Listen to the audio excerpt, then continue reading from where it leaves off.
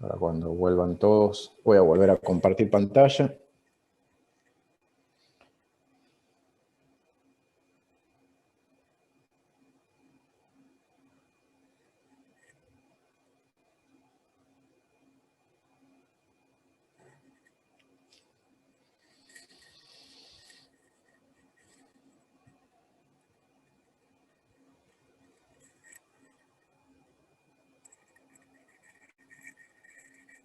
Ahí tenemos el torrente.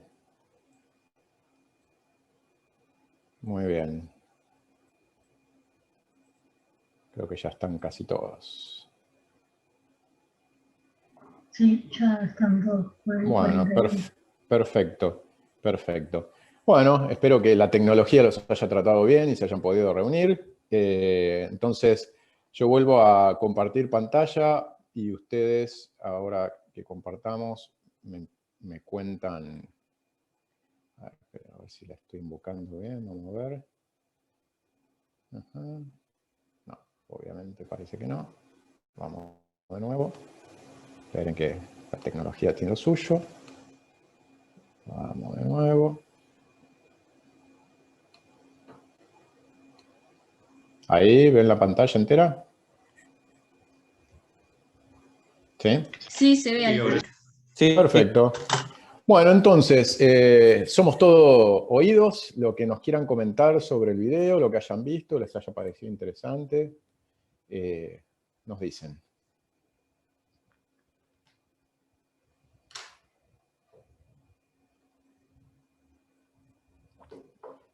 Anímense, anímense.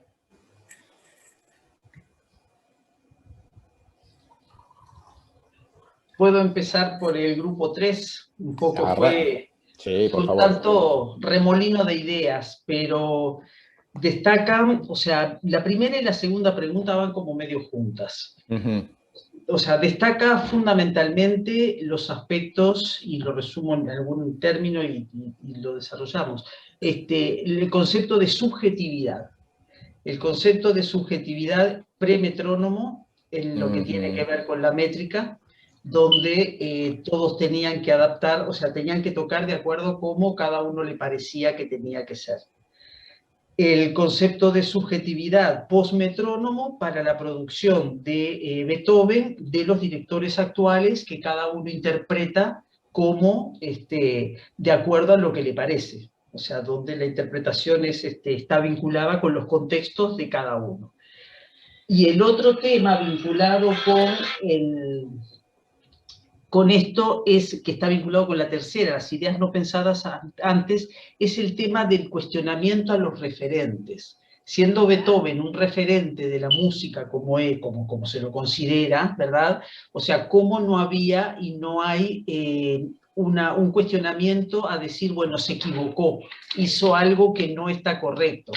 Y lo que se hizo fue reinterpretar, cada director de orquesta lo que quiso reinterpretar, es decir, que la construcción se hace en función de los contextos de cada uno, y donde recién estos dos muchachos que hacen el análisis físico y matemático de metrónomo y demás, llegan a una solución, por ahora, que a mí me hizo acordar mucho a los principios de Occam, la navaja, porque la más sencilla parecía la más simple.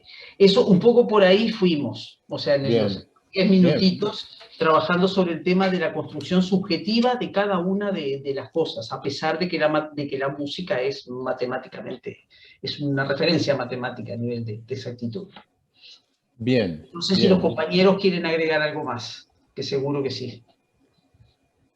Bueno, sí, yo sentí también que en cuanto a esas ideas que no se habían pensado antes, tiene que ver mucho a partir de lo que te mencionaste en clase sobre el concepto de alma de Sócrates, que es mucho también sobre conocimiento situado y sobre cuál es o sea, que posiblemente a partir de esta métrica, yo no sé nada de música clásica, pero posiblemente a partir de esta métrica de Beethoven empezaron a arrastrar un montón de errores que consideraban acertados por una cuestión física del aparatico este. Entonces, es básicamente que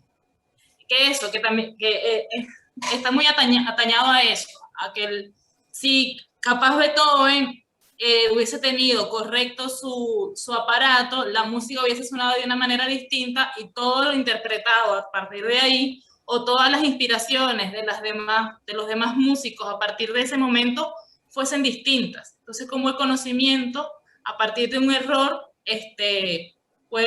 acumula o arrastra otros tipos de cuestiones que realmente no son tan bien porque las adaptan a algo generalizado o a otras localidades cuando tiene más sentido en un punto concreto. Bien, bien. ¿Algún otro grupo que quiera contarnos? Grupo... Sí, nosotros coincidimos con algunas cosas de las que dijeron y no fue que contestamos una por una, pero les tiro ahí las cosas que ¿Qué fuimos grupo a ver. eran ustedes? El 2, creo. Ok, yo para tener una idea. Sí. Bueno, esto de cuestionar algo que se asume como verdad y no se cuestionó a partir de que hubo un error y que a todos los músicos le quedaba mal. Si les hubiese quedado mal, o sea, bien el error, en realidad capaz que nadie se hubiese dado cuenta que hubo un error de interpretación. Después también el tema de naturalizar como lo que la sociedad acepta, te habilita a eso, como a naturalizarlo también y dejarlo como algo que está dicho. Vimos como que es novedoso, se habló de que es novedoso en la metodología, que hay un entendimiento no solo del instrumento, de cómo funciona, sino también de un entendimiento de cómo era el contexto de la persona que cometió el error, o bueno, que estaba escribiendo la música, un entendimiento como del ser humano. Entonces se cruza esta matemática, ciencia un poco más concreta, rígida, con algo mucho más subjetivo, que era lo que le estaba pasando a esa persona en ese momento, teniendo en cuenta todo esto de que era probablemente los primeros instrumentos que se usaban y había un desconocimiento. Pues, sí, bueno, fue más o menos eso en general, si alguno quiere agregar algo, pero eso fue Bien.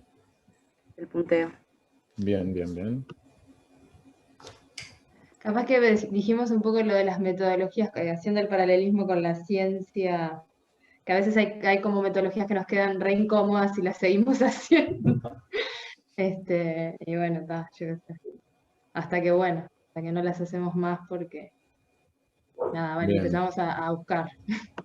Bien. A mí me llama la atención también cómo nosotros mismos los humanos creamos algo para lo cual después nosotros mismos nos terminamos cuestionando más adelante si lo hicimos bien o lo hicimos mal y cómo se hizo. Eso me llama mucho la atención también. Porque en definitiva, digamos, lo que se estaba aplicando un método científico no sé, es algo que me llama mucho la atención. Me pareció muy explícito cómo quedó todo y fue como muy interesante. Porque, bueno, ya dejo ahí. Bien, tenemos participantes con mano levantada. No veo quiénes son, pero si ustedes, Cami, ven, les pueden decir algo. Elena levantó la mano primero que yo. Eso iba a preguntar. Bueno, Elena y después Álvaro. A mí, creo que soy del otro grupo, porque no me quedó muy claro lo del número de grupo, pero lo que más me llamó la atención fue la intuición musical de todos los músicos, intérpretes y los directores actuales, que en realidad, si esta teoría que proponen ellos y Beethoven se equivocó y en todas tendría que haberlo hecho con un ritmo menor, están tocando realmente como era la intención de quien inicialmente produjo las obras, y que bueno, que todos ellos con su conocimiento musical y a través de la experiencia, de la experimentación, de probar, de tocar, supieron, como intuitivamente, o no sé, yo no sé nada de música tampoco, pero con su conocimiento musical, que en realidad había que hacerlo de esa forma, y no siguiendo lo que creían por el numerito que está escrito. Ujú. Es lo que más me llamó la intuición. Bien.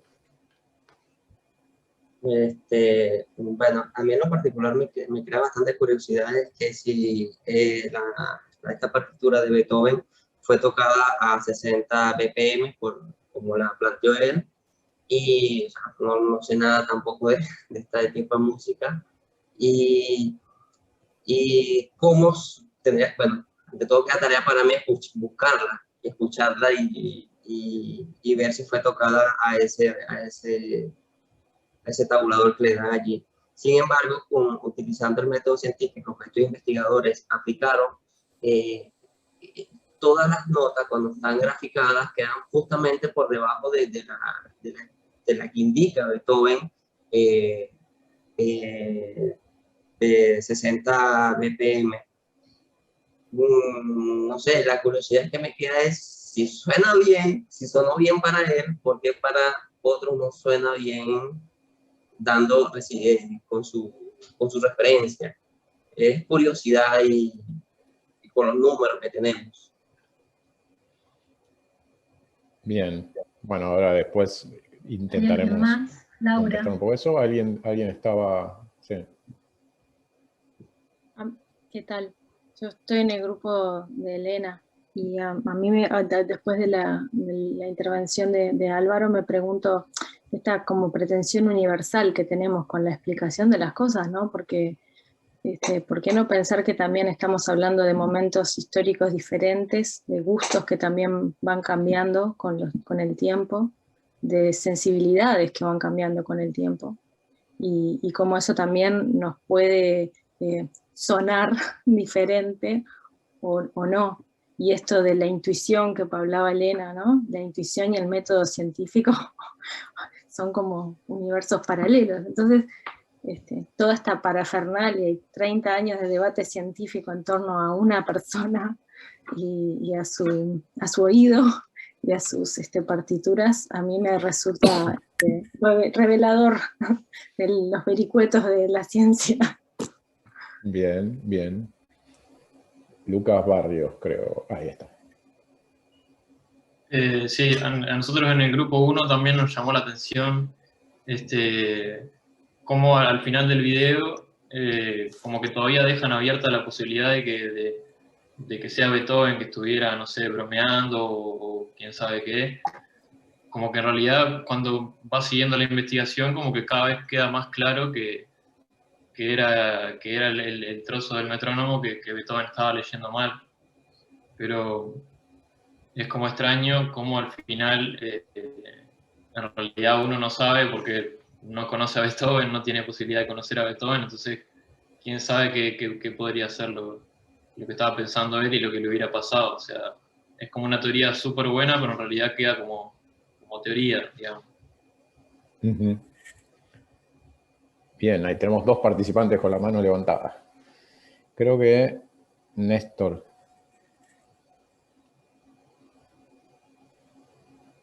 Hola, también era el grupo 1. No, una de las cosas que me llamó la atención de los autores fue de que al tratar de resolver este enigma de saber por qué se interpreta de una forma actualmente y cómo pudiera haber ocurrido en su momento, es que empezaron como de forma metódica de tratar de hallar cuál fue el problema y a partir del aparato, ¿no? Entonces, que era el elemento que podría estar incidiendo en ese cambio. Y empezaron a descartar, a subir, a cambiar el peso, a cambiar la escala, de tratar de hallar de una forma metódica cuál es el problema, y bueno, a lo último descubrieron una interpretación de cómo podría haber leído ese aparato. Bueno, como cualquier método científico, hay una serie de variables y hay que empezar a descartar y tratar de hallar un entendimiento al problema. Bien. Eduardo, te tenemos a vos ahí, me parece. Sí, gracias. A mí me llamó la atención el tema de la herramienta de medición y la neutralidad en el conocimiento. O sea, cómo al elegir una herramienta de medición, si hay o no hay neutralidad en el conocimiento. Por ejemplo, Margaret Mead ponía las cámaras en las playas allá en el Pacífico y las dejaba ahí, y que por poner las cámaras para filmar lo que estaba pasando ahí, ella se iba, eso no significa que había neutralidad, porque en la elección de las cámaras para filmar ya había una no neutralidad.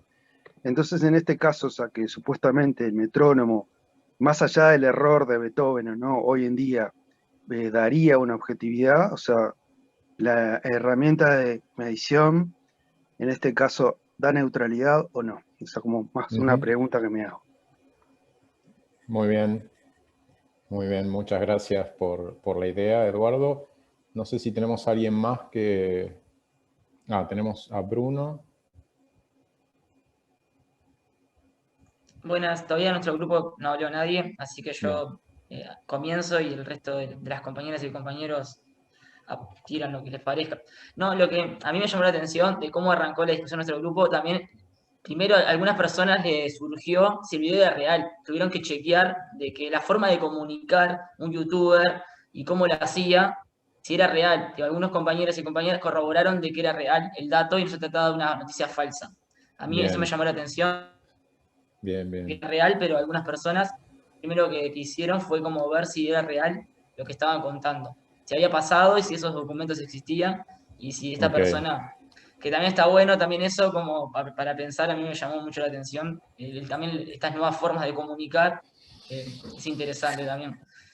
Después, en realidad también nosotros hablamos mucho del tema del contexto, esto de lo subjetivo, que nos parecía muchas cosas que nosotros compartimos, ya las nombraron. También esto de lo escrito, ¿no? De cómo que estuviera escrito, que decía 60, fijaba, ataba al resto de los músicos a tener que replicarlo, que también eso, capaz que Beethoven en su contexto, en realidad no tenía que corroborar que era 60, sino que lo tocaba de esa manera.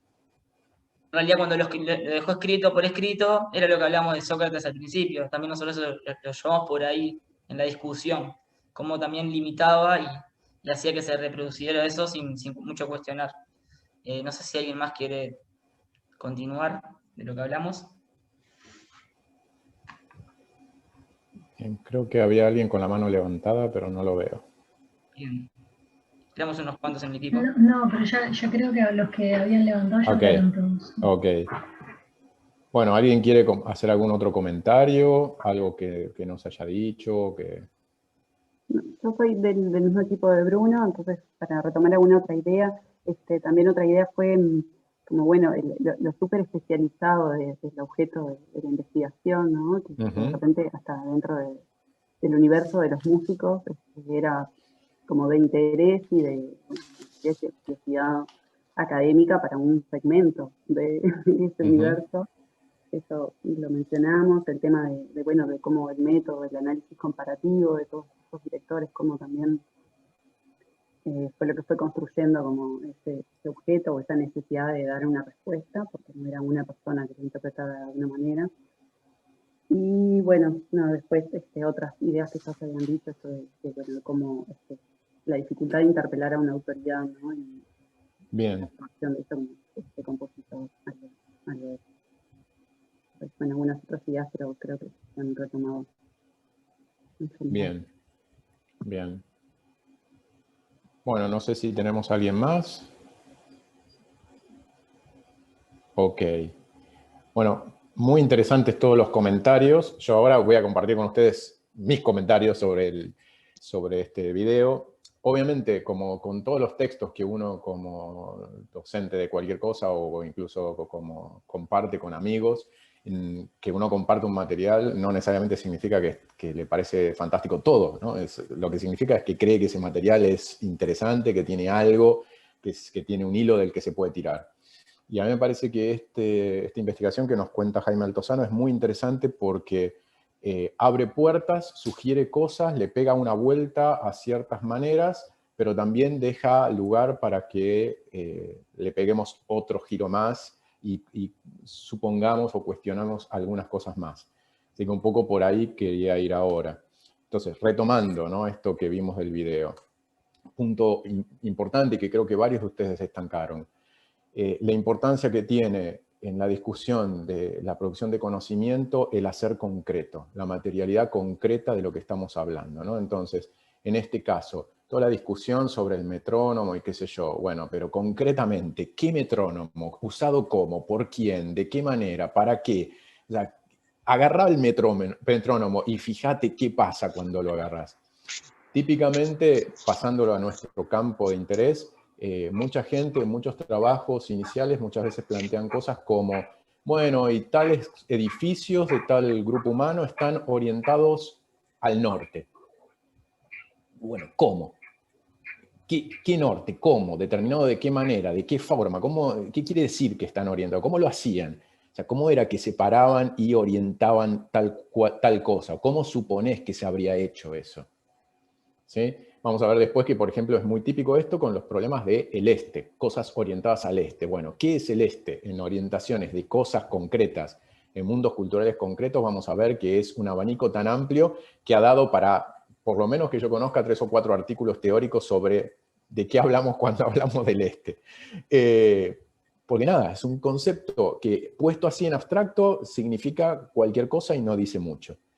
Entonces, en este caso, el tema de la importancia de la materialidad, y el trabajo nos muestra cómo prestar atención a la materialidad concreta del instrumento concreto y de la forma concreta en la que lo podría haber usado una persona, dice cosas. Y ahí tenemos que cuidarnos de nuestro sesgo como intelectuales, es decir, como personas que muchos de nosotros nos ganamos la vida viviendo de pensar cosas, y muchas veces hablamos o pensamos cosas que otros hacen, ¿no? Como en este caso, o sea, pensamos sobre gente que orienta edificios o que diseña observaciones, pero no las estamos haciendo nosotros y no nos ponemos a pensar en cómo se harían concretamente, entonces decimos muchas cosas en el aire, pues total no las tenemos que ir a hacer, y por eso yo esto recomiendo a los arqueólogos, por ejemplo, que independientemente de cuán cercano o lejano en el tiempo esté una sociedad etnográfica, un grupo, por ejemplo, cazador-recolector contemporáneo de los asentamientos arqueológicos que estudia la persona, experimentar de primera mano una vida directa más cercana en sus modos a la de los constructores de las estructuras que estudiás, que la que vos tenés, te sacude la cabeza y te enseña muchas cosas, y muchas veces uno se da cuenta de que elabora interpretaciones que solo son posibles porque uno no está experimentando esa realidad concreta, que si viviera esa realidad concreta se daría cuenta rápidamente que esa interpretación no tiene ningún sentido. Entonces, no es la solución mágica, pero tener más puntos de vista, más referencias y más cercanas al universo de quienes estamos estudiando siempre aporta. Entonces eso me parece que es algo que en el video se ve, que en la investigación se nota. Ahora, es interesante la valoración que se hace de la notación rítmica clásica, ¿no? Premetrónomo. Básicamente porque se establece una ecuación en los trabajos y en el video que es, había una notación ligada como a ciertas expresiones del lenguaje, qué sé yo, que era como ambigua, y era como una notación que tenía que ver con la cultura de ese momento, y que era una notación un poco incivilizada o imprecisa y qué sé yo. Entonces esto es la idea de lo cultural como fuente de error e imprecisión, que es muy frecuente y ha sido muy frecuente en la sociología de la ciencia, por lo menos hasta el programa fuerte de David Bloor. Se hacía lo que David Bloor después llamó una sociología del error. Es decir, cuando Isaac Newton inventa la ley de gravedad, si nos parece que la ley de gravedad está bárbara, bueno, no hay que buscar ninguna explicación histórica ni social, bueno, encontró una ley porque era así y ya está. En cambio, cuando el tipo hace cronologías bíblicas que nos parece que son un disparate, dice, no, hay que entender su época y por qué entonces su época lo condicionó para hacer esto. Entonces, como que cuando parece que la persona hace algo que nos parece erróneo, requiere una explicación social, y cuando la invoca es, bueno, no, solamente porque se está conectando con la racionalidad cósmica y entonces hace lo que hay que hacer. Esto ya hace mete como un ruido acá. ¿Qué está pasando con esto de la notación rítmica clásica? Es como que en el fondo, si estuviéramos pensando que toda esa gente que hacía música antes del metrónomo eran toda una manga de salames que no entendían cómo hacer música correctamente y la hacían así de cualquier manera. Y después vienen los números, porque después hay alguien genial que dice, no, acá hay que meter números, porque si metemos números esto va a ser exacto, ¿no? Y acá alguno de los compañeros hablaba de la exactitud o de la cuestión de si el instrumento mecánico o el número mete mágicamente hacia aparecer una objetividad o una exactitud. Lo cual básicamente estaría conectado a la idea de que, por ejemplo, la notación matemática carece de contexto cultural, no necesita ningún contexto. Sería un lenguaje universal. Es más, esto es muy frecuente entre los astrónomos, y quienes de los astrónomos se dedican a la búsqueda de inteligencia extraterrestre han planteado innumerables veces que cuando nos tengamos que comunicar con los extraterrestres usaremos las matemáticas, porque son un lenguaje universal, que todos entendemos igual. Suena raro, digo, todo es cultura menos las matemáticas. Qué raro. ¿Los números realmente serán independientes del contexto cultural? Todo nos sugiere que no, que todas las cosas tienen un contexto, los números también, y la propia idea de exactitud también. ¿Qué es exacto? ¿Qué es preciso para un determinado campo? No es un valor universal, sino que depende de un contexto social histórico específico. De hecho, la pregunta, en este planteo que de alguna manera hace implícitamente el video, sería ¿y por qué inventaron el metrónomo antes? O sea, el metrónomo básicamente es un péndulo, y péndulos en el occidente europeo había mínimo desde la Edad Media y antes también. De hecho, hay relojes mecánicos en toda la Edad Media. Entonces, metrónomo, si uno quisiera, podía inventar con bastante facilidad. ¿Por qué no lo inventaron? Si era tan obvio, tan importante, tan imprescindible, tan clarificador de la objetividad musical. Y acá el punto que falta es entender que las motivaciones son o están dadas cultural y socialmente. Cuando de pronto una sociedad empeña un montón de esfuerzo en resolver o construir algo, es también porque se está haciendo una pregunta y está habiendo un problema. Un problema y una pregunta que tal vez hace un tiempo antes no estaba, o que en otra sociedad no era tal. ¿Se acuerdan que decíamos que las cosmovisiones no solo nos dan respuestas, nos plantean las preguntas? Entonces se ve que probablemente a nadie le parecía un problema la notación rítmica previa al metrónomo, o que hasta poco tiempo antes de esto no había resultado un asunto problemático.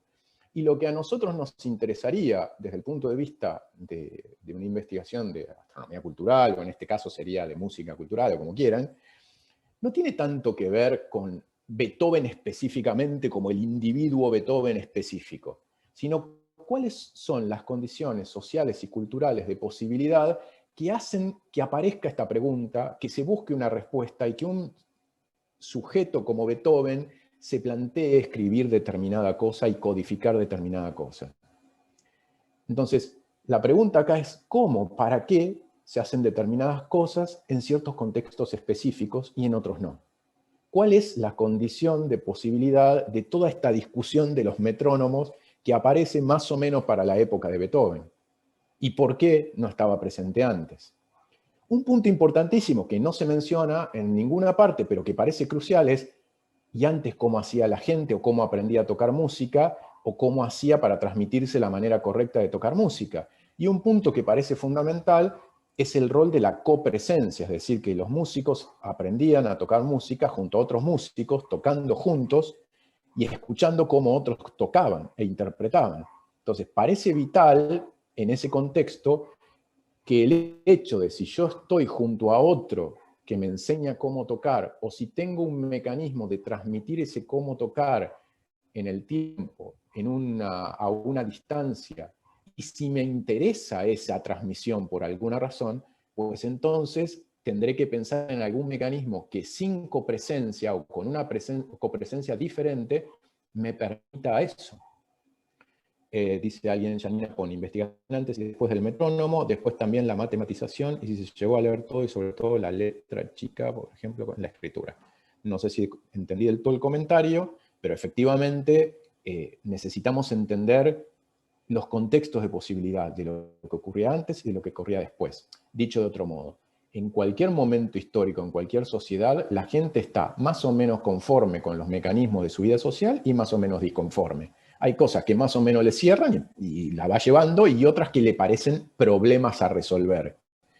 ¿Cuáles son las cosas que le cierran? ¿Y cuáles son los problemas que entiende que habría que mejorar, resolver o qué sé yo? ¿Y cuáles son las cosas que no le gustan pero entiende que son irresolubles? Pues varía. Y nuestro interés es comprender cuáles eran esos problemas y esas cosas que se veían como algo a resolver antes y después.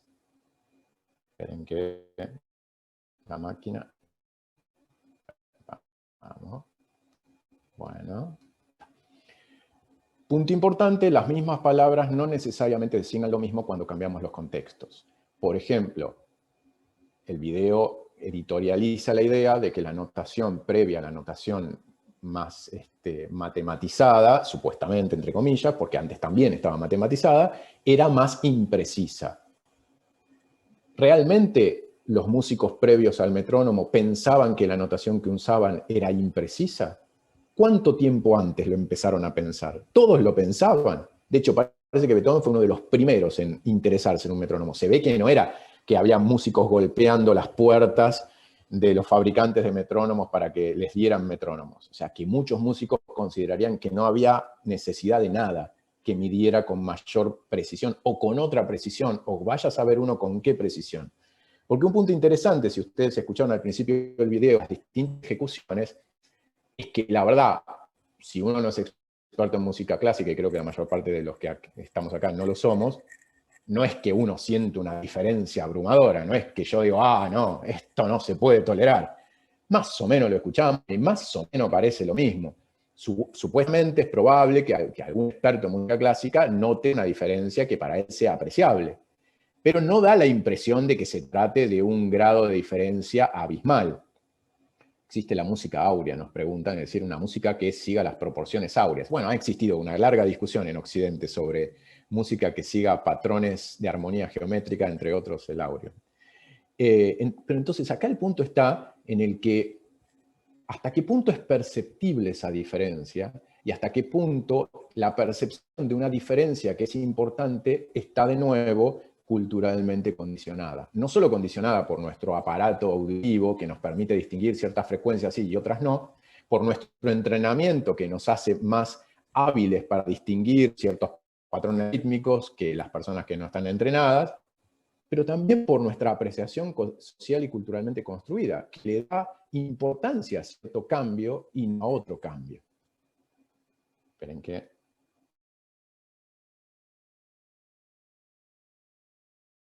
Pensando en la motivación que puede haber tenido Beethoven o sus contemporáneos, es ¿qué es un autor? ¿Por qué sería importante reproducir la pieza de Beethoven tal cual la tocaba él? O sea, ¿por qué? ¿Por qué esto sería obviamente un valor? ¿Siempre fue así? En la historia de la música occidental todo el mundo pensó que había que tocar las composiciones como las había hecho el compositor. De hecho, esto es interesante porque si miramos un poco lo que los historiadores de la música han discutido sobre estos temas, pues resulta que no, que justamente en Occidente, a partir de Mozart y luego sobre todo de Beethoven, se empieza a construir la figura del músico genio, cuya genialidad hay que preservar para la posteridad.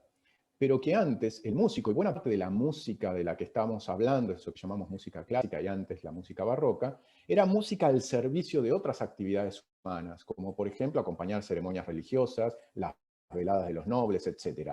Y el compositor era un empleado a sueldo de los nobles o del clero, poco más importante que el señor que construía el órgano o los instrumentos, y que nadie estaría muy preocupado aparentemente en que se respetaran las cosas tal cual las pensaba el compositor, pues era más importante que la música se tocara, por ejemplo, a un ritmo acorde a la circunstancia en las que se estaba tocando. Entonces tal vez era atinente, si un velorio muy solemne, que ese requiem que había compuesto el compositor un tanto vivaz se lo bajara un poco para solemnizar un poco la circunstancia. Entonces, no es obvio que preservar la manera en que el compositor tocaba la obra haya sido siempre un valor.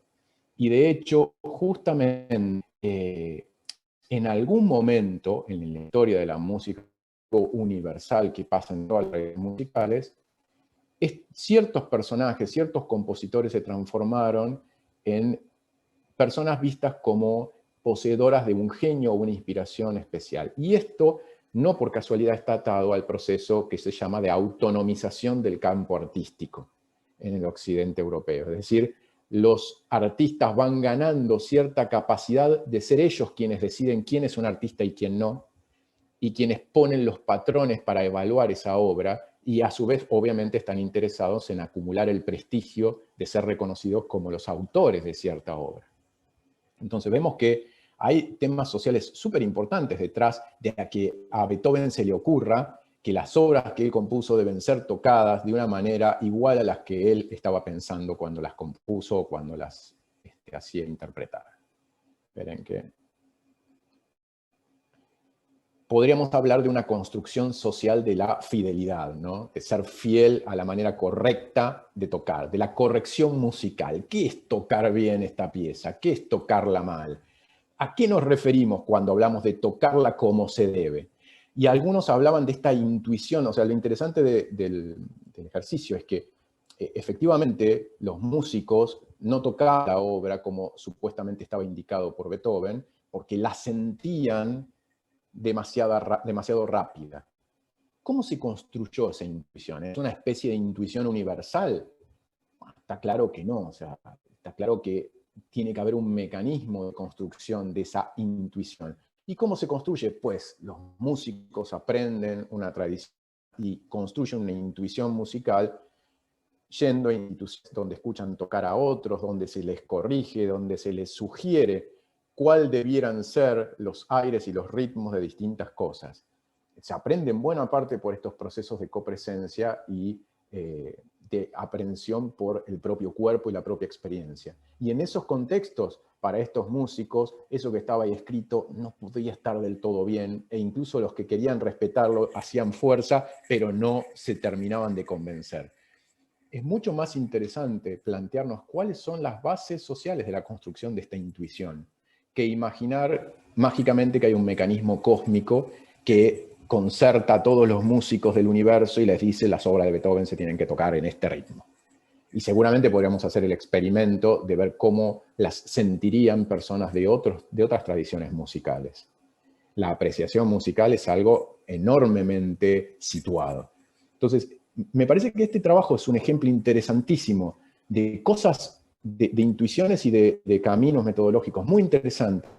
Y por otro lado, de ciertas cosas que se dejan sin cuestionar, sin desarmar, sin desarticular. Esto que le pasa a este trabajo de investigación nos pasa a todos todo el tiempo. O sea, este proceso de volver y volver sobre el mismo problema con una mirada distinta para darnos cuenta de que no terminamos de desarmar determinadas ideas es algo que no se acaba nunca y en el cual tenemos que insistir una y otra vez. Es un poco la idea por la cual yo quería... El punto fundamental es que cualquier código compartido, sea la notación de vivaz, andaccio, o sea la notación del metrónomo expresada en números, todo código compartido implica un mundo de la vida compartido.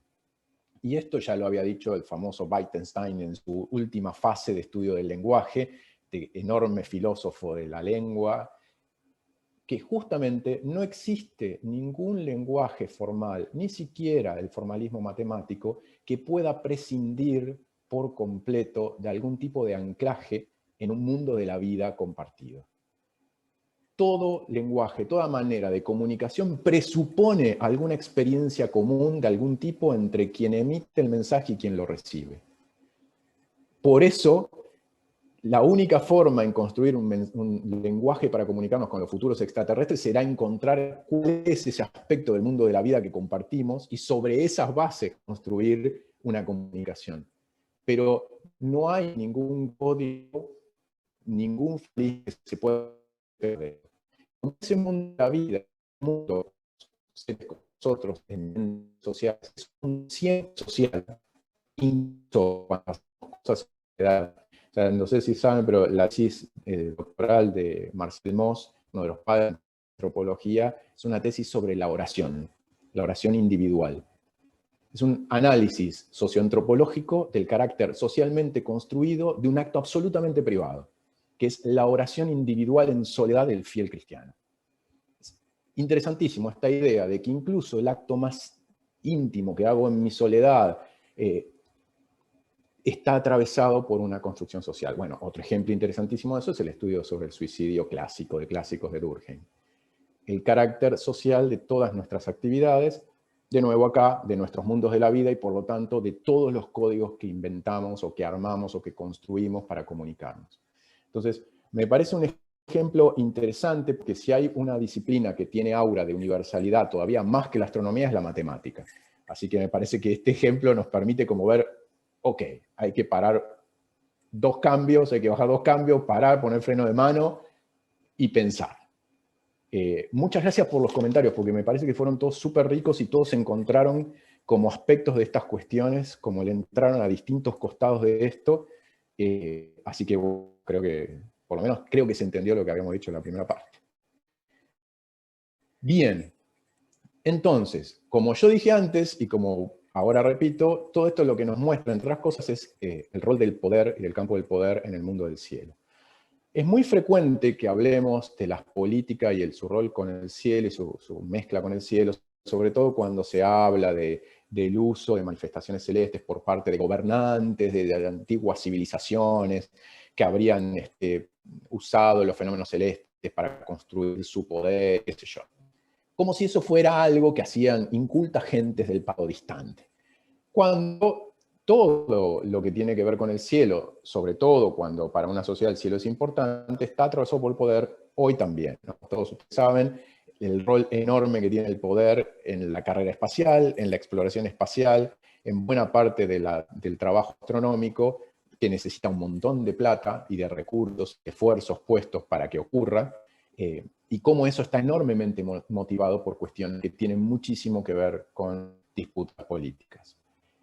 Por eso esta relación entre espacio celeste y poder es algo frecuente. Y muchos grupos humanos, el espacio celeste está vinculado a ideas acerca del orden y la potencia en general, y por lo tanto, de alguna forma, metafórico para las ideas sobre el poder y el orden en la Tierra.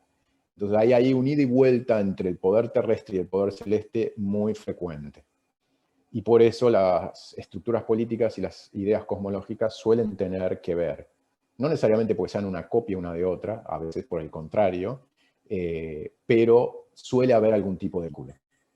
Y también la idea sobre el cielo y las prácticas sobre el cielo no suelen ser aguas tranquilas. Es decir, la gente se pelea, señoras y señores, por decir qué es el cielo, qué se puede hacer respecto a él y qué puede hacer el cielo respecto a nosotros. Es lugar de acaloradas discusiones. En el presente, en el pasado, aquí, allá y más allá, aparentemente el cielo parece ser siempre el lugar de acaloradas discusiones. Obviamente, como decíamos, en el mundo contemporáneo occidental, programas espaciales requieren muchísima inversión en dinero, esfuerzo, etc. Y eso involucra decisiones políticas que se toman en ciertos contextos. De hecho, si alguno de ustedes es uno de los descreídos de que las personas, los seres humanos llegaron a la Luna y se pregunta por qué no fueron después otra vez, bueno, se puede hacer una recorrida por el presupuesto de la NASA en los años del programa Apolo y después, y va a ver que básicamente hay una caída en picado de 10 órdenes de magnitud. Es decir, básicamente en algún momento dejó de ser interesante para los políticos poner plata ahí, dejó de rendir lo suficiente y la plata se puso en otro lado. Y si mañana resulta que vuelve a ser interesante, volverá a ir plata y así estaremos con la Luna. Para ahondar en estas cosas y seguir desarmando cosas, digo, un requisito indispensable para mirar la astronomía de otros es también de construir las propias ideas implícitas. Entonces, quisiera mencionar algunas ideas implícitas del cielo en la tradición occidental. Estoy usando acá occidental en el sentido amplio del imaginario acerca de ese espacio geográfico temporal que sería míticamente el origen de las tradiciones de la modernidad hegemónica. Eso es básicamente lo que estamos queriendo decir con Occidente, que tiene unos límites así medio nebulosos que involucran el oeste europeo y Estados Unidos en un periodo que llega hasta la antigüedad, pero solo para tomar a los clásicos griegos, tiene como un bache en la Edad Media donde no pasa nada, supuestamente, y después aparece en el Renacimiento para llevarnos triunfantes hasta la contemporaneidad del orden global. Entonces, si uno mira alguna de las cosas que están dando vuelta en las ideas implícitas sobre el cielo que hemos heredado de esta perspectiva, una muy importante es la idea de regularidad y orden.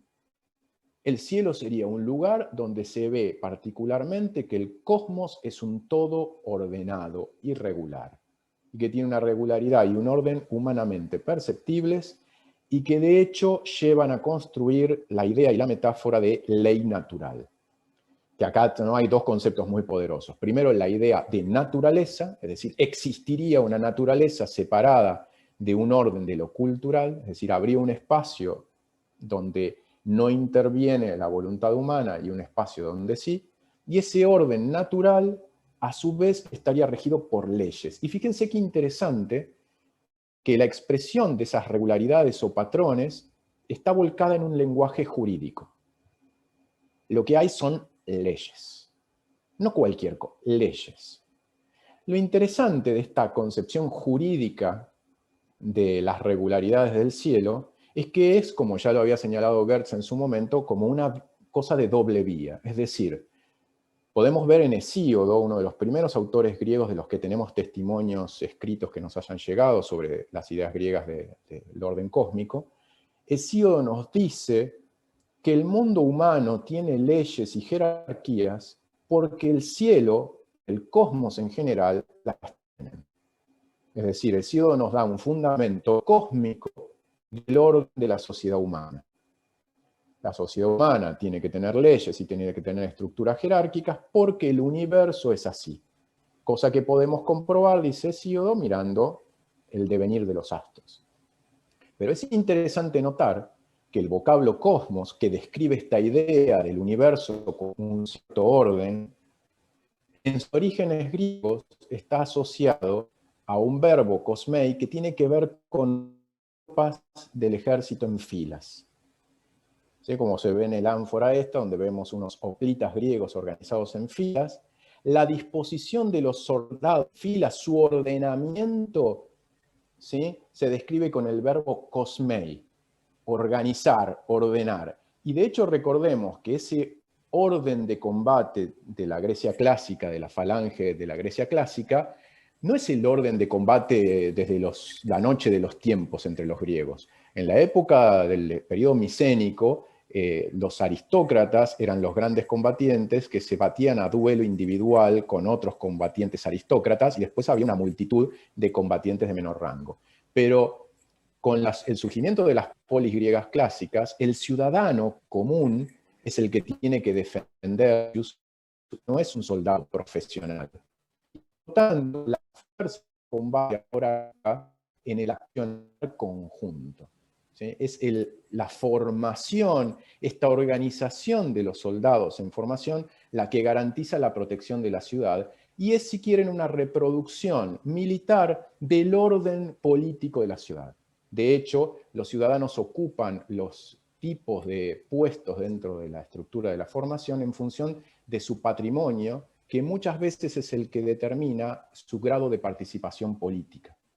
Por lo tanto, este verbo que nos habla de arreglar estas filas, de organizar estas filas, nos está hablando de un orden eminentemente social y político, de la estructuración política de la ciudad griega.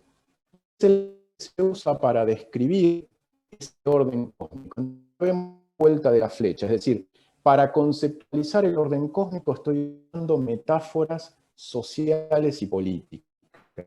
Y luego ese orden cósmico así conceptualizado me sirve para justificar esas órdenes y político. ¿Sí? Este ida y vuelta permanente entre ideas del mundo e ideas de la sociedad que se autojustifican mutuamente. Muy interesante. Por tanto, la alteración del orden cósmico, cuando el cosmos no se porta de acuerdo a estas supuestas leyes que hemos comprendido, es motivo de preocupación, porque obviamente de alguna manera entra a poner en dudas la propia existencia de este marco legal universal y por lo tanto del marco legal social. Entonces acá tenemos varias ideas entrelazadas que después se van a ir viendo reflejadas en la metáfora de la máquina. La Grecia antigua usó muchas metáforas para pensar el universo. De hecho, fue muy frecuente el uso de la metáfora orgánica, el universo como un cuerpo, pero también vemos en la Grecia clásica el surgimiento de la metáfora mecánica, el universo como un mecanismo, como un aparato. De hecho, el primer sentido de lo que hoy llamamos mecánica entre los griegos era el estudio de los movimientos forzados debido a la intervención de un agente externo, en general la intención de un ser humano, que construía un aparato para obligar a las cosas a salirse de su movimiento natural.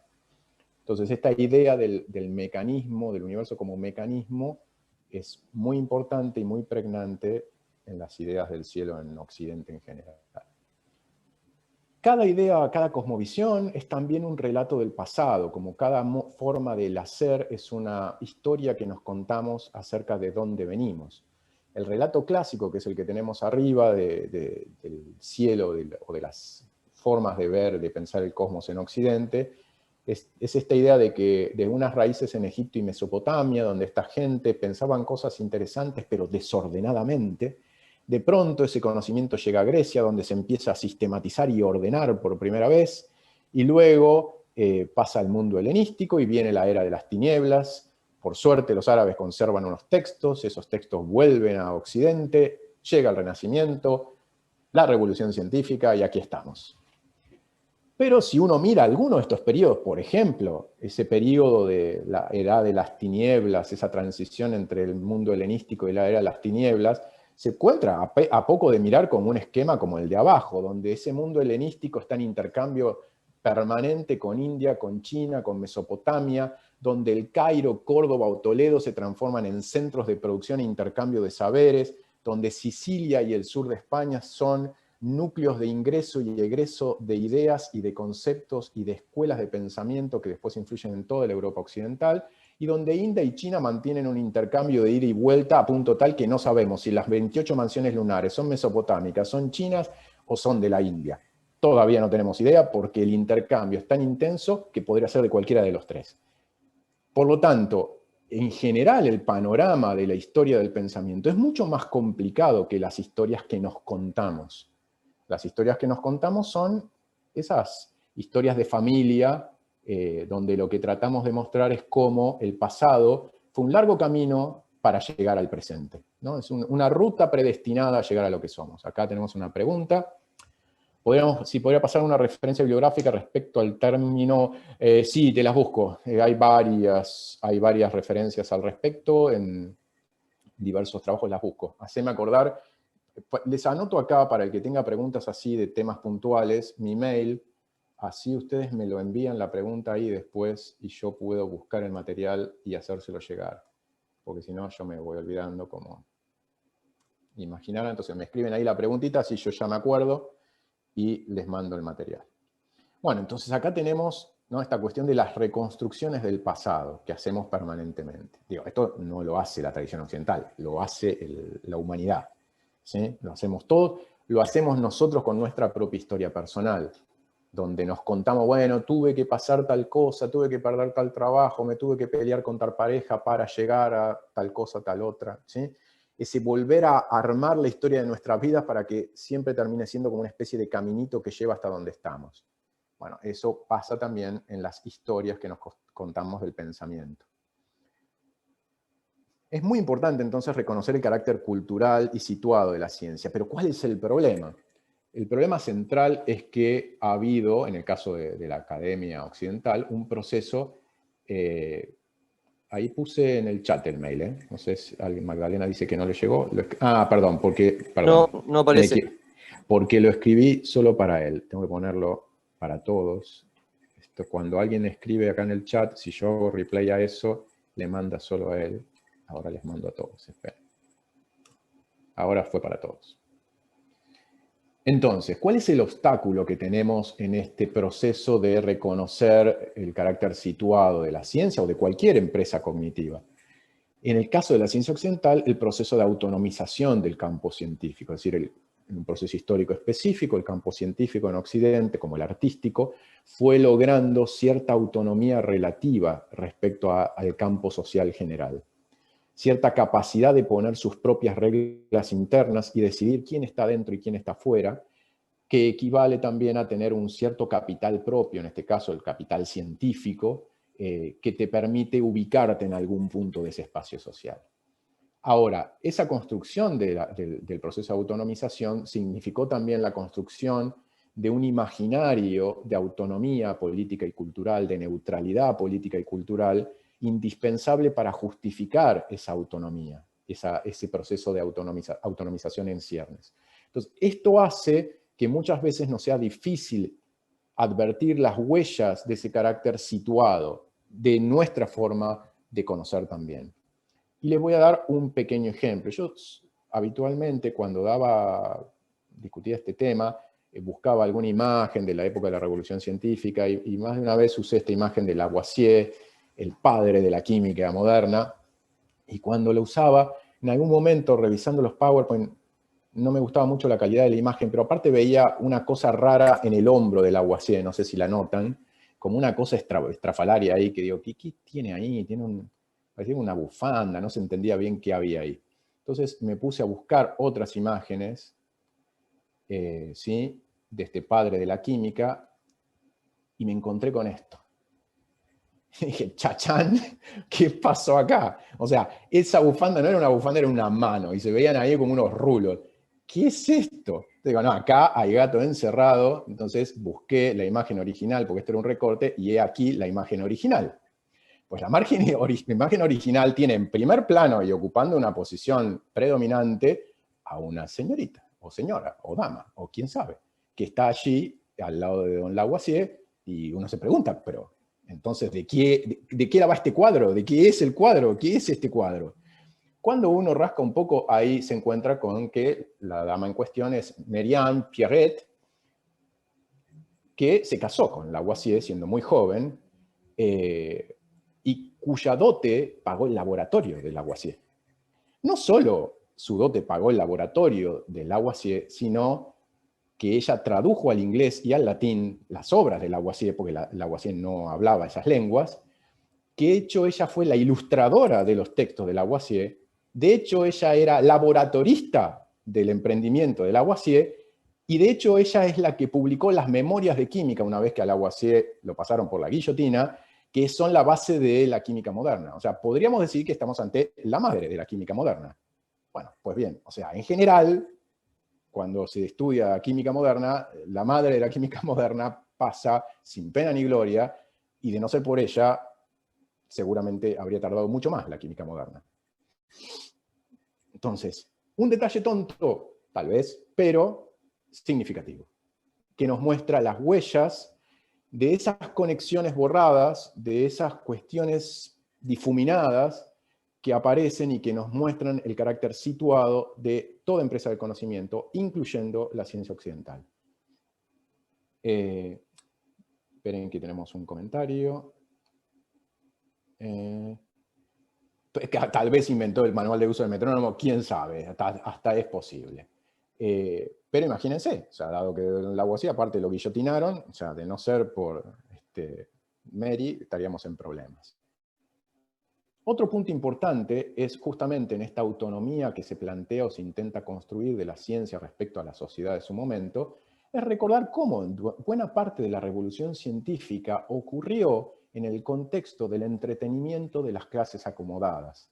Aquí vemos un par de cuadros, ¿sí?, de la Inglaterra de la época de la Revolución Científica, son cuadros del pintor inglés Wright de Derby, que muestran reuniones familiares de clases acomodadas en la Inglaterra del momento, en las cuales se hacen experiencias científicas. La de abajo es un cuadro muy famoso, la bomba de vacío, donde se muestra para asombro de los concurrentes familiares una bomba de vacío en funcionamiento, y la de arriba es un cuadro menos conocido de Don Derby, que es justamente un planetario mecánico.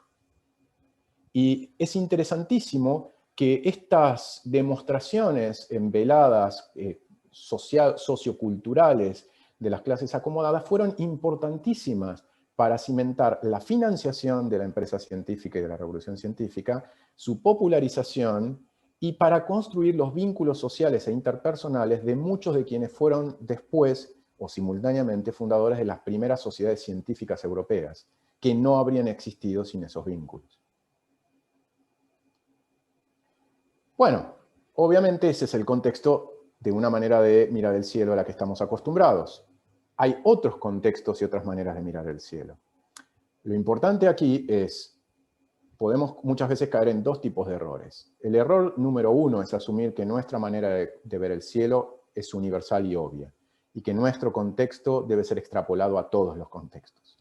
Pero el otro es exotizar la idea de contexto sociocultural, es decir, es pensar que el contexto solo afecta a otros, que hacen cosas raras y piensan cosas locas, pero que nuestra manera de pensar está libre de contexto.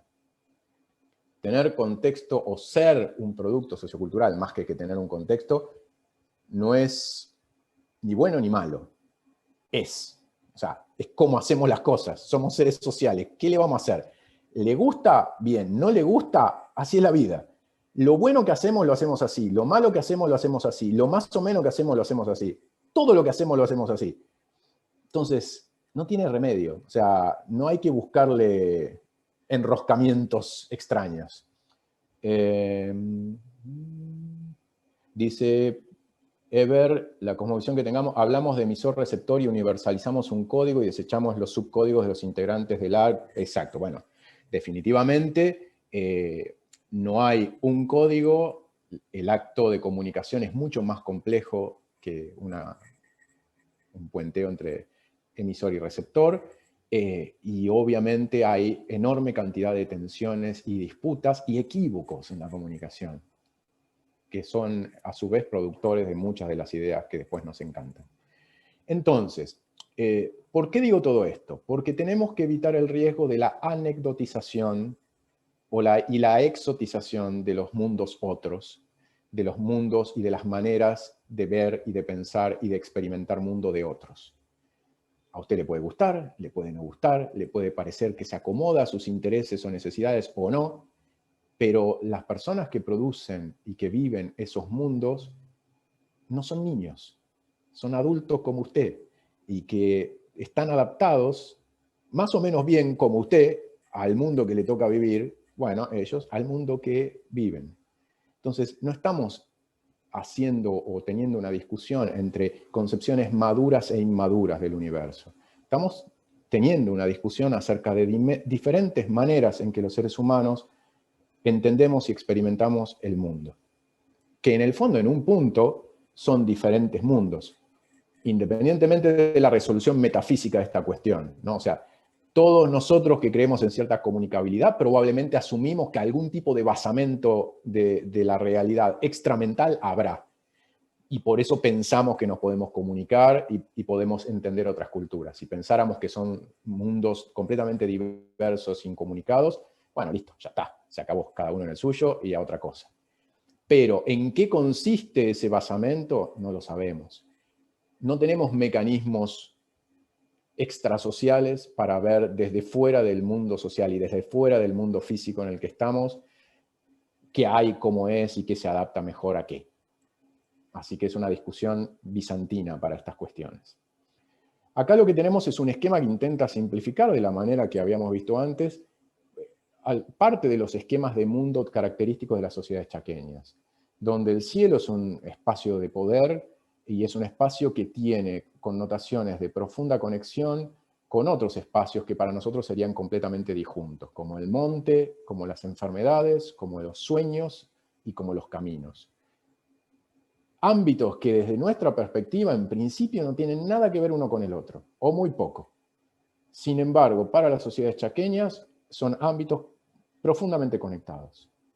Y buena parte de las ideas sobre el cielo que tienen muchos grupos chaqueños provienen de la experiencia onírica. Y la experiencia onírica y la observación en vigilia de la bóveda celeste se consideran ambas métodos perfectamente empíricos de acceso a qué es el cielo. No se trata en un caso de un acceso empírico y en otro de un espacio donde yo busco la inspiración de los sueños. No, no. Se trata, desde el punto de vista de los chaqueños, de dos espacios empíricos de la experiencia humana del cielo. ¿A usted le parece que no? Bueno, es un tema suyo. Para los chaqueños esto es perfectamente obvio y natural en el sentido de el agua para el pez. O sea, sí, uno sueña y tiene la posibilidad de acceder a dimensiones del cosmos que en vigilia no les es posible. Y eso es tan empírico como lo que miro a la noche cuando abro los ojos. Y por lo tanto, una fuente de conocimiento que tengo que aprovechar. En el caso en particular de los Mocoit y de varios otros grupos chaqueños, por ejemplo, otro punto importante a tener en cuenta es que los patrones y estructuras que organizan ese cielo no necesariamente son los que a nosotros nos parecen autoevidentes. Las astronomías occidentales han solido ser astronomías organizadas alrededor del ecuador celeste o de la eclíptica, ¿sí? Esa zona del cielo por donde andan los planetas, el Sol y la Luna. Para los grupos chaqueños, para muchos grupos, yo diría del hemisferio sur, la Vía Láctea es un eje, un rasgo importantísimo para estructurar todo el paisaje celeste. ¿Por qué para muchos grupos del hemisferio sur? No estamos seguros. Una opción es que hay muchas manchas oscuras sobre la Vía Láctea que son especialmente visibles desde el hemisferio sur, pero no podemos asegurar que esa sea la razón. Sí es cierto que nos encontramos con muchos grupos del hemisferio sur, y en particular en América del Sur es muy frecuente, para los cuales la Vía Láctea es como un eje que organiza y estructura el espacio celeste. Acá vemos justamente una porción de la Vía Láctea con varios asterismos Mocoit alrededor, muy importantes, y no están señalados, pero hay aquí también asterismos oscuros, como el ñandú celestial, que se ve por acá. Esperen que tenemos un comentario. Bien, arquetipos. Agradezco el comentario de Rodrigo sobre los arquetipos. La idea de arquetipos de Jung, para hacerla funcionalmente discutible desde esta perspectiva, es necesario historizarla. La idea de los arquetipos jungianos es muy interesante, sobre todo cuando uno la toma en las propias fuentes de Jung, porque Jung no los piensa tanto en términos de contenidos, ¿no? Como unas imágenes mentales, sino que los arquetipos dentro de la teoría psicológica junguiana son complejos, son un tipo particular de complejos, y los complejos son estructuraciones de la energía psíquica. Es decir, que los arquetipos, o sea, el yo es una estructuración de la energía psíquica, es un complejo específico. Es decir, que los arquetipos son como estructuras de la psique, disposiciones de la energética de la psique, como lo es el yo. Y por lo tanto, tienen más que ver con una dinámica de la psique que con un conjunto de contenidos. Y en su formulación inicial, al menos en Jung, esos arquetipos, según él, habrían fundado en la experiencia social y vital de las primeras generaciones humanas. Ciertamente él tenía una idea un tanto evolucionista de las culturas humanas y las sociedades humanas, y entendía como que esos arquetipos se habrían ido formando en esas etapas originales, sobre todo en el periodo del Paleolítico, después con algunos cambios con el advenimiento de la agricultura, etc. Y obviamente tendía a pensarlos como universales o comunes a toda la humanidad, asumiendo que toda la humanidad habría seguido un patrón histórico más o menos similar. Si desarmamos esa parte y pensamos una teoría histórico-social un poco más contemporánea, podrían pensarse una forma de imaginar los arquetipos que fuera interesante o útil para esto. Si los pensamos como estructuras fijas, universales o panhumanas, y a su vez centradas en contenidos, es complicado. Nos vamos a encontrar que lo que terminamos haciendo es una trivialización de esos otros universos, haciéndolos todos muy parecidos unos a otros, y variantes de un mismo patrón que, oh casualidad, es el que tiene que ver con el pasado de nuestra propia tradición. Entonces, sí y no, digamos, se puede utilizar interesantemente con ciertos cuidados.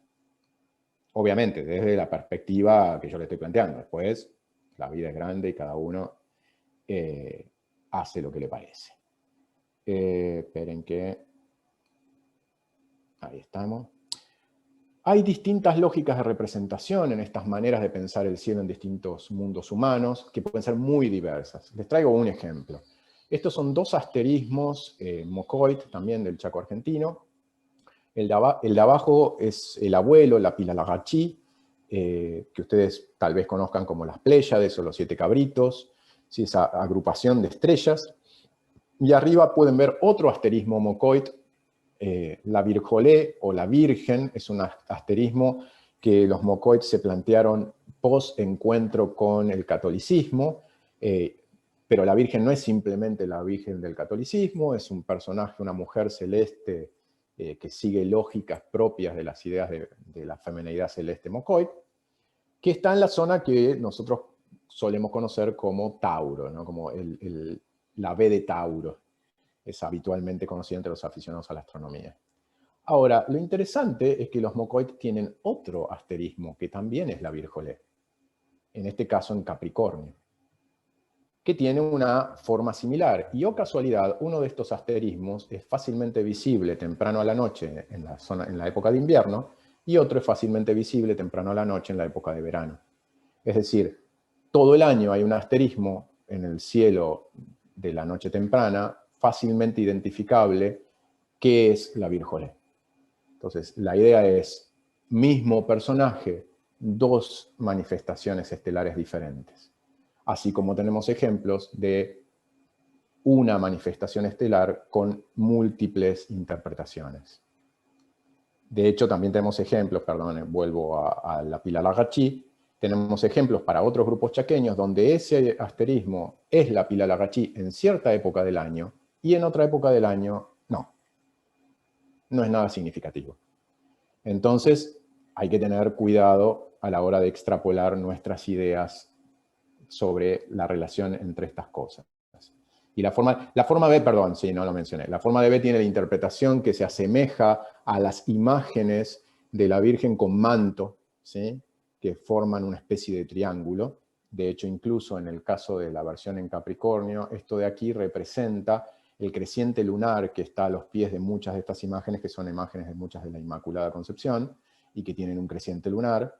Y hay toda una exégesis Mocoit acerca de esas esculturas católicas y cómo deben ser leídos, por ejemplo, los querubines que están debajo de la Virgen sosteniéndola en los cielos. Entonces, es todo un capítulo interesantísimo, las exégesis de la iconografía, que siempre hay que tener. Si no había Virgen precristiana, no había un asterismo que se llamara la Virgen, pero había mujeres en el cielo, muchas. Y de hecho, en las teorías chaqueñas clásicas, las mujeres terrestres son celestes en su origen. El cielo es el espacio de la femenidad. Por lo tanto, que haya mujeres en el cielo que bajen a la tierra y otorguen dones, es algo que desde el punto de vista de muchos grupos chaqueños es como funciona el mundo.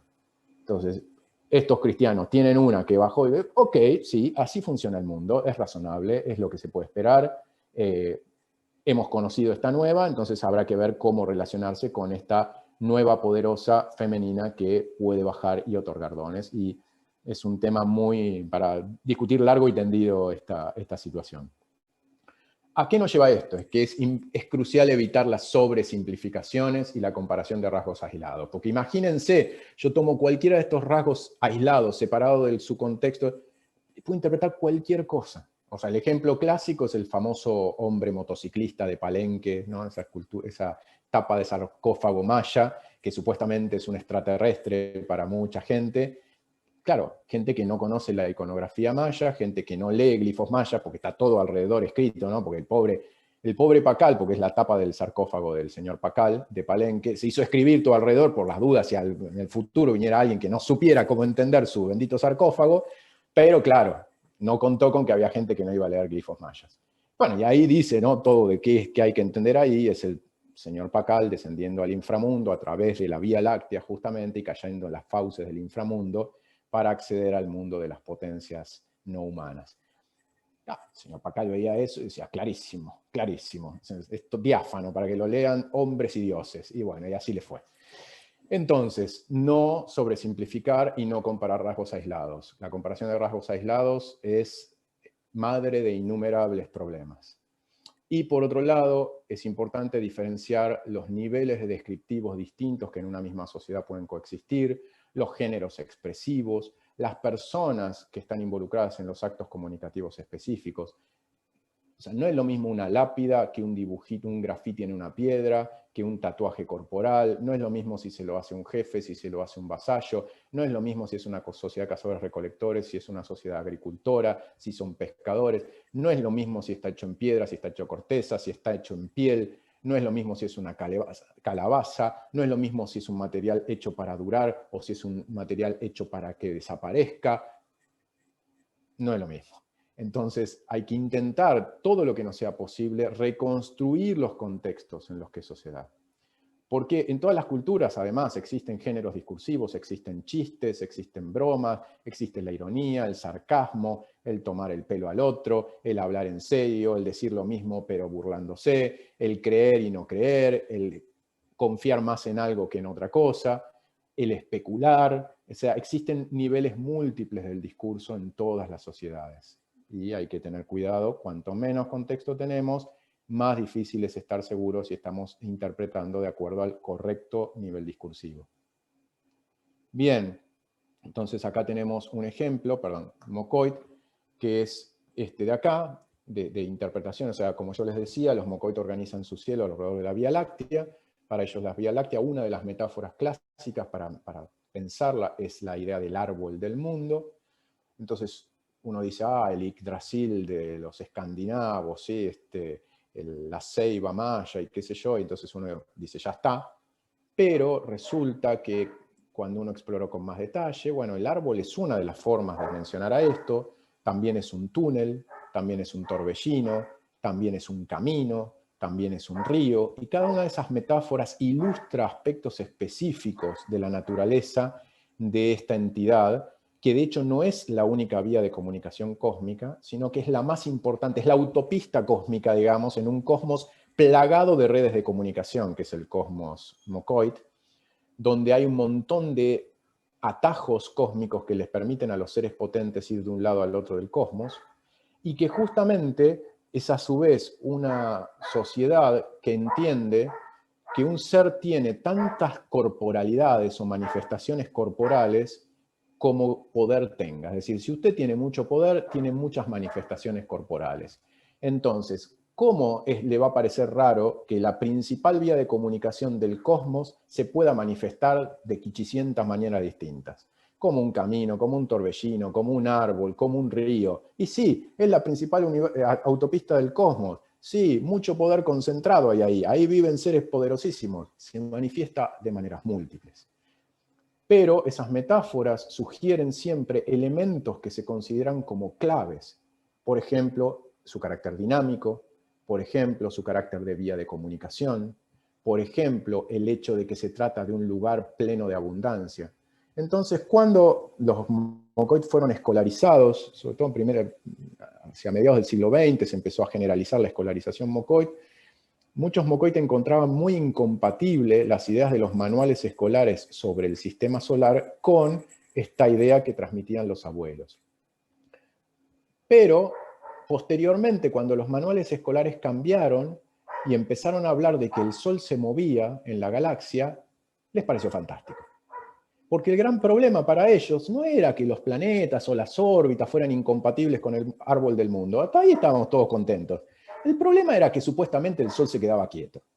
Y eso no tiene ningún sentido desde el punto de vista del árbol del mundo. ¿Cómo que el Sol se queda quieto? Ahora usted me dice que el Sol también se mueve. Bueno, listo, somos amigos de nuevo. Ok, un mundo con mundos habitados que giran y se mueven, dinámicos e interconectados, perfecto, compatible, no hay ningún problema. Entonces, desde esa perspectiva, el árbol del mundo tiene la suficiente plasticidad para generar interpretaciones compatibilizables con un diagrama del sistema solar. Pero un sol quieto es un problema mayúsculo. Aceptar un sol quieto implica tener que renunciar al árbol del mundo. Algunos lo hacen, otros no. Pero si el sol se mueve, no hay problema. A nosotros probablemente nos habría parecido a priori un asunto menor. Nos habría parecido a priori que la disposición gráfica, la idea general, eran completamente incompatibles en muchos de otros sentidos, y que la inmovilidad del Sol era algo de última secundaria. Bueno, para las personas de las que estamos hablando, pues no. Entonces, bueno, con esto vamos a concluir por hoy. Por supuesto, si tienen preguntas, consultas, dudas existenciales.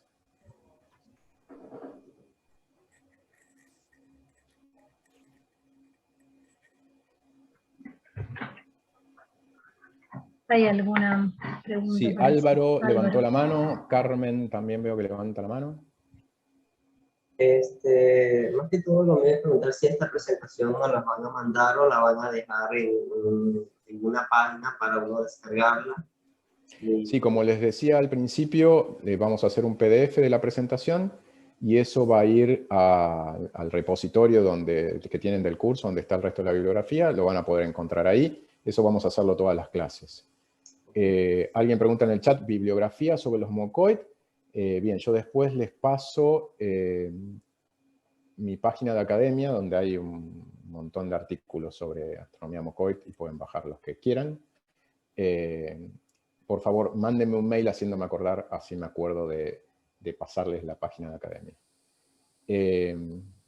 ¿Otras preguntas? A ver, Carmen, que le veo ahí la mano. A ver, yo me quedé un poco pensando con respecto a la visión de la sociedad occidental con respecto a la astronomía.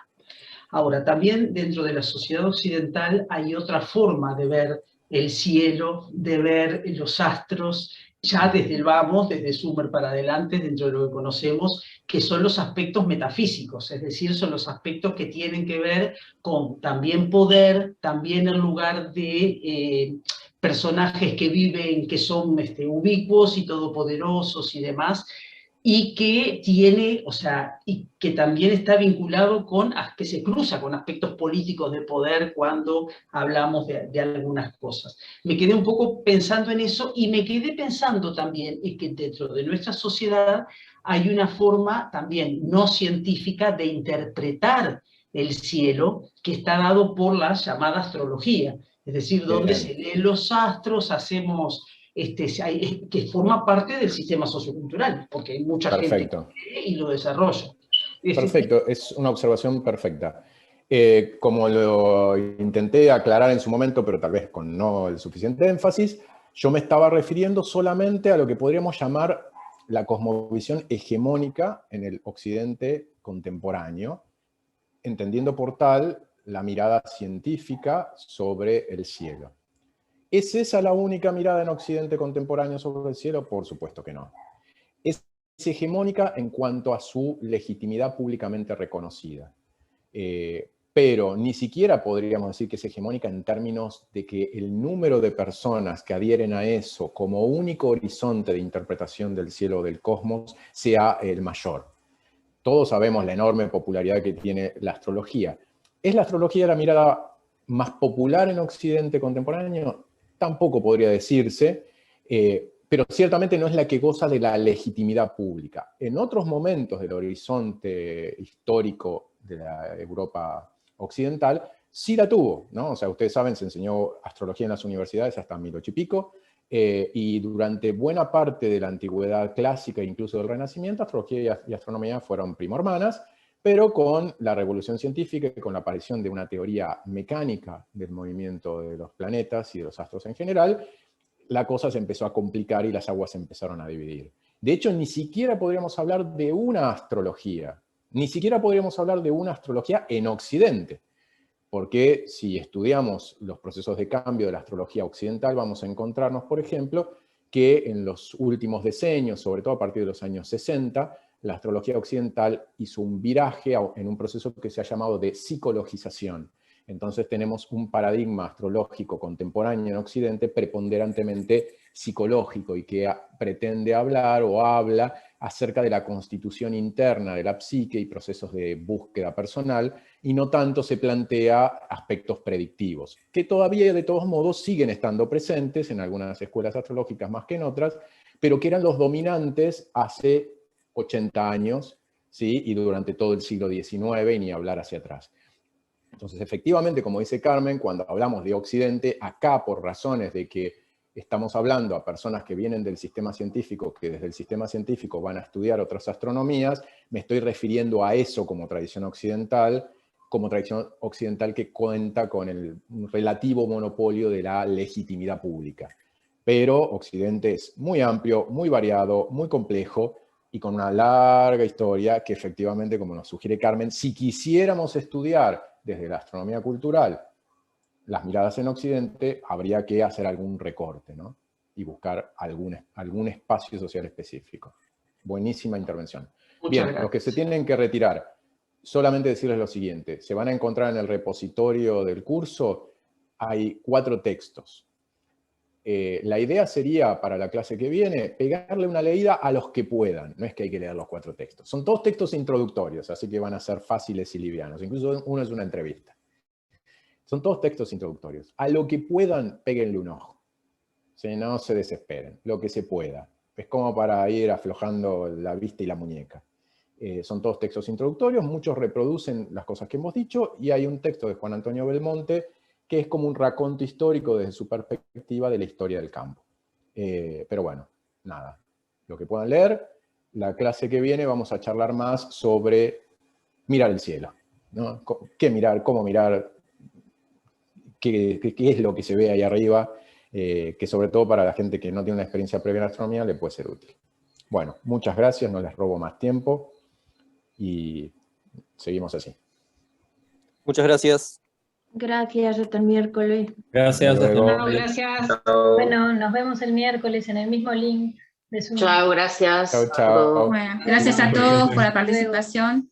Y bueno, por supuesto, muchas gracias, Alejandro, por esta excelente clase. Gracias. Me alegro. Bueno, hasta luego, Alejandro. Chao, hasta luego, nos estamos viendo. Estamos en contacto, ¿sí? Cualquier Sí, cosa, eso. Hablamos. Chao, chao. Chao.